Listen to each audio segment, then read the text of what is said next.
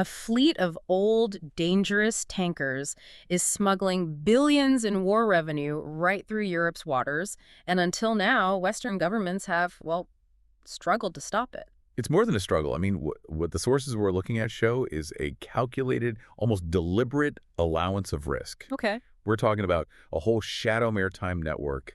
It's actively undermining global sanctions, it's fueling a war, and it's conducting hybrid warfare right on NATO's doorstep. And that's exactly why we have to zero in on this one incident, a really sensitive confrontation that kind of broke the mold. It just happened December 21st, 2025.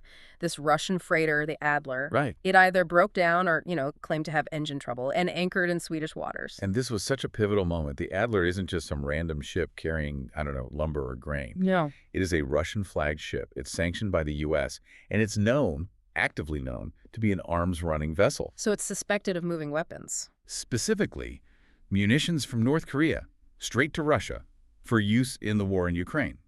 I mean, it was operating right in NATO's vital arteries. So what was different this time? I mean, Sweden is a new, crucial NATO member now. They didn't just treat this as a simple distress call? Not at all. The sources detail a response that was immediate. It was robust. A multi-agency force, we're talking Customs, Coast Guard, even specialized security teams, they boarded that vessel. So this wasn't just a paperwork check. This was a real show of sovereignty. A clear signal that the rules of the game are changing. And this deep dive is for you to really unpack this whole crisis. We're going to examine this massive, shadowy maritime network Russia is using, and how finally some Western nations are fighting back with hard power. Okay, so let's start with the scale of this thing. This global criminal enterprise. It's not just a few rogue ships, right? What are our sources calling it? The $46 billion shadow war. Yeah. How big is the adversary we're talking about here? It's a huge parallel shipping network. We're looking at somewhere between 900 and 1,200 aging vessels, and that word aging is so critical. Why is that?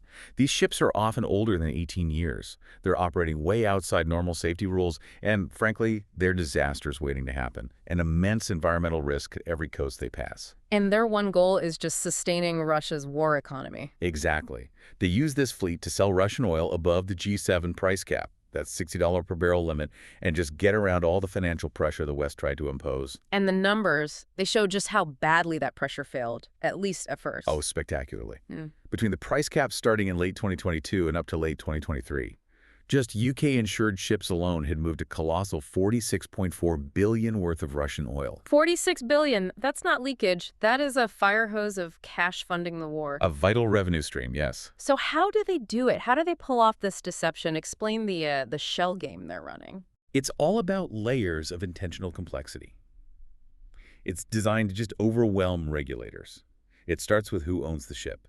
The ownership is totally opaque. How so? They register the ships to brass plate shell companies. These things that are just a name in a mailbox in places with very lax oversight. Think Seychelles, the UAE, Vietnam. The real owner is completely hidden. And then they start playing musical chairs with the ship's identity itself. Exactly. They use flags of convenience, or sometimes just outright fake registries.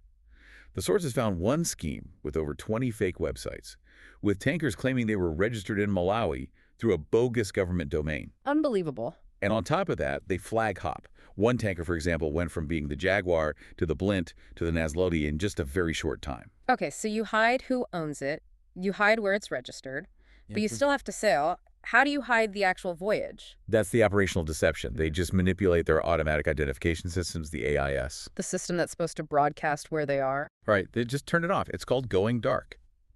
And they do it especially when they're loading oil or entering sanctioned waters. But running dark doesn't solve the problem of getting the oil to a buyer? It doesn't. So they conduct what are called ship-to-ship, or STS, Yeah. transfers, out at sea.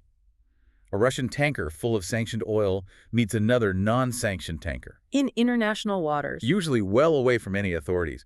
They literally just pump the oil from one ship to the other, and then the second vessel sails into port claiming the oil is, of unspecified origin.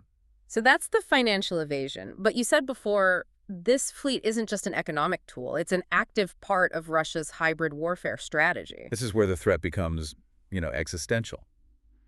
These vessels have been directly linked to espionage and sabotage of critical infrastructure. Like what? We know of the tanker Eagle S. It was seized by Finland because they suspected it of deliberately dragging its anchor to cut the S-Link 2 undersea cable, a vital piece of Europe's digital backbone. So they're multi-role tools. They're making war money, moving weapons, and at the same time, attacking Western infrastructure. Yes. And the Kremlin is not subtle about protecting these assets. The sources confirm it. Russian naval forces have actually intervened to stop European authorities from interdicting them. A military escort. A military escort and uniformed Russian personnel have even been spotted on board the tankers.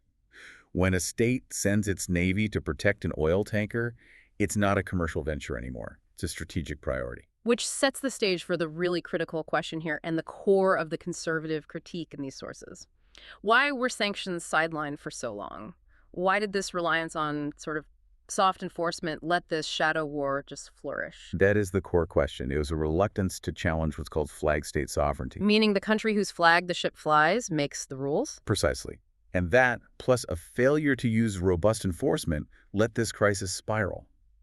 And the single biggest vulnerability, the biggest loophole, was in the insurance market, specifically the UK market. The gold standard for maritime insurance, the P&I cover. How is it possible that a third of all sanctioned oil was moving with that Western guarantee? That statistic is just damning, isn't it? 33%. It was simple fraud. The operators give fake attestation documents to the insurers' papers that supposedly prove the oil was sold below $60 a barrel. When it wasn't. When it was sold for much more. The system runs on trust, and Russia weaponized that trust. So what happens when they can't get that gold standard insurance? They fall back on what's called shadow insurance, and the danger there is twofold. First, there's no way to prove those insurers could actually pay for a major disaster. Right. But more importantly for you, the coastal states, they're the ones who bear all the risk. Right. If one of these old, poorly maintained tankers sinks in the Baltic, we're looking at another prestige oil spill from 2002. A massive environmental catastrophe. This fleet is an ecological weapon pointed at Europe's shores. This sounds like a failure to enforce the law, not a lack of laws to enforce. We have rules to stop this kind of thing, don't we? Oh, we absolutely do. But enforcement has been, let's say, cautious. You have the 2005 SUA protocol, which makes it illegal to transport WMDs or similar items. It even has a legal framework for boarding ships. Right. But you need the flag state's permission. And Russia's never going to give Sweden permission to board its arms runner. Of course not. Which is why authorities often relied on what's called the broken taillight strategy. You find a minor safety violation to justify a stop, and then you search for the real illicit cargo. It's a workaround, but it shows the legal timidity that existed for years. So what was the source of that political paralysis? Why didn't countries like Denmark just close the Danish Straits to this shadow fleet? The diplomatic reporting is very clear on this. It was fear. Fear escalation, fear of retaliation from Moscow. Denmark was worried Russia would retaliate against its huge commercial interests, like the shipping giant Maersk. So Russia basically scared them into inaction. It generated enough anxiety, enough paralysis to keep the straits open. Commercial comfort was prioritized over national security. Which brings us to today, and this watershed moment where the calculation is finally shifting. Russia's hybrid war is forcing the West to adopt a much harder line. The threat is no longer abstract or financial. It's a physical threat to infrastructure. And of course, the entire strategic map of the Baltic changed in March 2024 when Sweden joined NATO. The NATO force multiplier. What does Sweden bring that changes the dynamics so much? Sweden brings the region's third largest navy, and this is key, the largest air force in the Nordics. Geographically, NATO now controls both sides of the Gulf of Finland. And then there's the island of Gotland, the unsinkable aircraft carrier right in the middle of the sea. Absolutely pivotal. It's less than 200 kilometers from the Latvian coast, and it shores up the vulnerability of that narrow Suwałki Gap. Sweden has spent $150 million there and re-established the Gotland Regiment. This is hard power deterrence. And we're seeing that deterrence in action with these recent seizures. Let's look at those two precedents. First, Sweden's seizure of the Adler.